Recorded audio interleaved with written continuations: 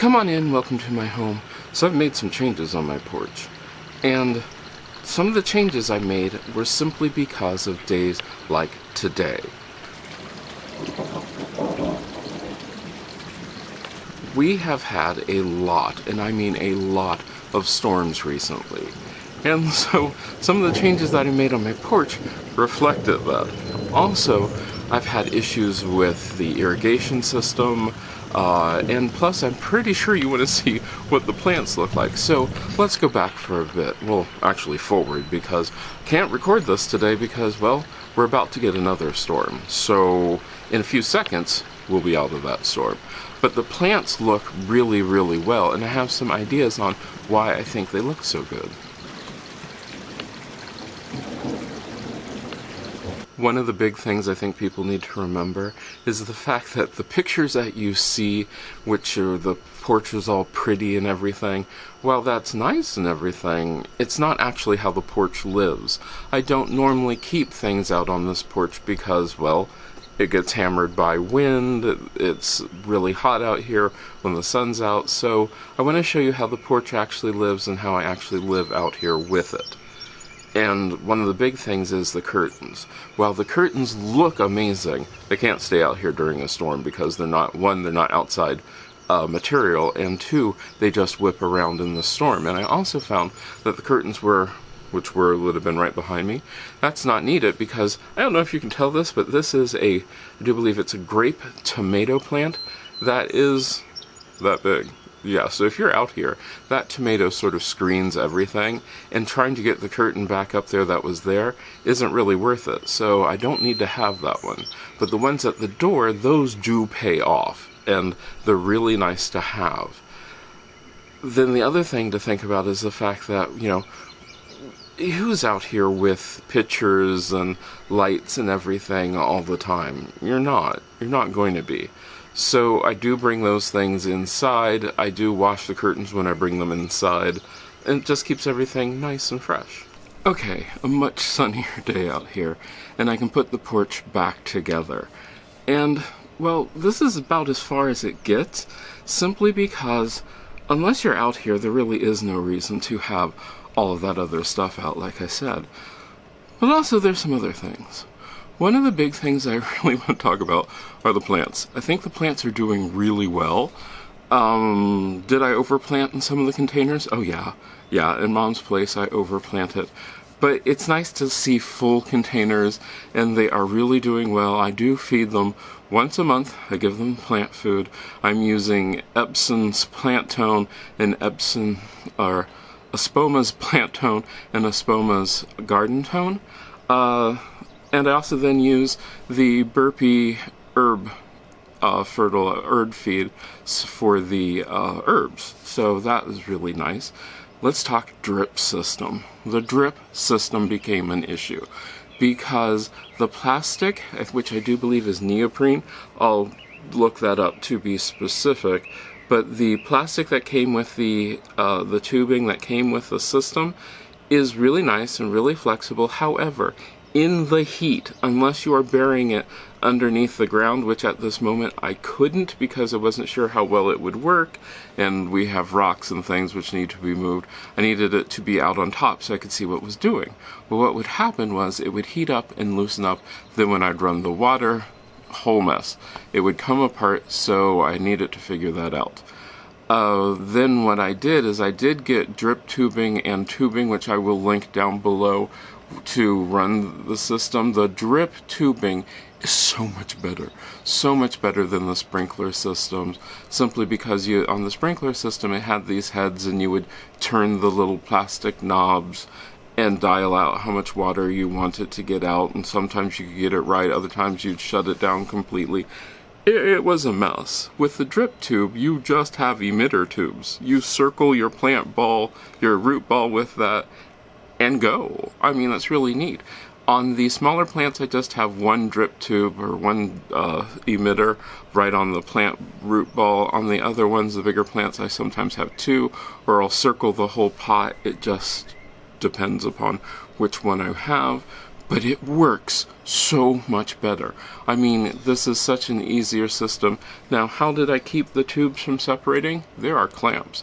They make these wonderful clamps that they're spring-loaded, so you just use a pair of pliers, slip them on, clip it, and you go. Now, the one thing which you will find is if you have really hard to work with tubes, those tubes need to be heated up. So what I did is I took a cup of water, turned it into really hot water, almost boiling, soaked the tubes in it for a little while, then did the connectors, made sure the clamps were already in place, slid the connectors on, clamped it on, and you're ready to go. I mean, this made the system so much better, and it made the whole situation so much better, so that way I know when I turn on the hose, when I turn on the system, it will go. Okay, let's talk the system. Now, before I totally say that the system is bad, which I don't think it is, I think it's my garden hose connector. It blew out the backflow regulator. The backflow regulator is gone. It will leak now no matter what. So I think what I needed to do was put in a backflow valve before then, because I'm going to say that these condos were not built with the best of items that we know.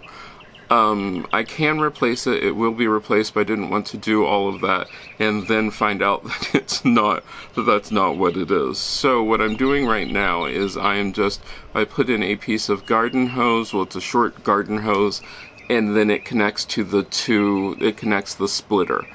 Let's talk about that also.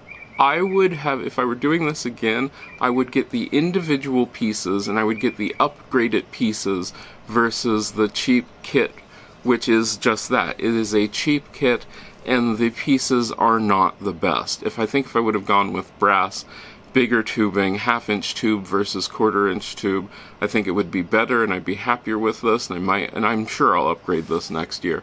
But for the first year, this actually was really good, simply because it gave me a feel of how I can run this. Now, you're wondering, well, now that you have to turn it on and off, is that good or bad? It's actually really good, simply because by having to turn it on and off, that actually gets me out here, and I was coming out here anyway when it went on or went off to make sure that the tubes didn't, separate or blow out or anything.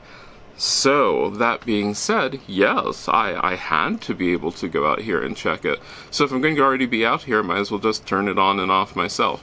Now, how I remember to do this is I set a timer. A timer is so simple. You just set a timer, let it go, then turn it back off, and I can walk up and down, check each pot, making sure that it's getting the right amount of water. And it's easy. It really is. It is a whole lot easier than it is to jig out the garden hose, spray everything down, have the entire porch covered in water, and then that water would be there forever, because even when I turned off the sprinkler, or even when I poured it out myself, yeah, I could have probably done a better job, but I didn't, I'll admit it. But this way, it's just one hose, and it covers my house, Mom's house, gets everything nice and saturated, and then I'd go. If you're wondering how often I do this twice a day for 7 minutes. And so far, well, as you can see, everything seems to be doing really, really well. And the other weird thing about this is, I don't know if you can tell this right now, it's really hot out here right now. Not really hot, it's been hotter. It's 79 degrees, it's about 10:30 in the morning. But, yeah, but everything I think looks really good.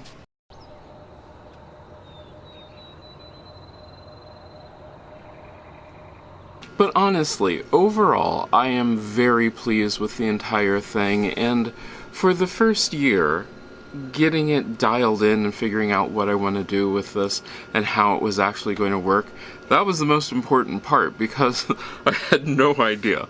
And that's something I think a lot of people don't ever consider, is the fact that that first year you might have no idea how anything is going to work out, so they want to jump in and buy all this stuff firsthand, first thing, spend all the money, and while it does become a little bit more expensive doing it trial and error, I think this one worked out really well, and I'm really happy with it, and I can say, will I use all the pieces later on? yeah, most of this I still will reuse next year. I will probably take this up, but we'll revisit this at the end of the season when I take everything up and clean it out and all that stuff. But right now, my porch is this thing that I really do use, and even on a day like today where it's going to get up into the high 90s today, right now I'm sitting out on my porch. It's comfortable, it's cool, the wind is blowing, there's a nice breeze, and for a little while I can sit out here and enjoy myself. So the time that I spent working on the porch, the time that I spent working on Mom's porch, just turned out to be one of the best things ever. And I want to take this time to thank these wonderful patrons who, without them, I really couldn't do these sort of projects, because these are special things I wouldn't necessarily have the money for, and it's a great way for me to try out new things. Now, if you're interested in helping this channel and helping me try these new things, you can go ahead and join Patreon, and you get to get these videos early, and you also get a behind-the-scenes vlog. Also, we discuss all sorts of things over there, so it's a great place. Now, if you're more interested in just liking and sharing this, it lets the YouTube algorithm know that it should distribute this video more throughout YouTube, and that really does help this channel. I hope you enjoyed this, and I hope you get to see you the next time you stop by.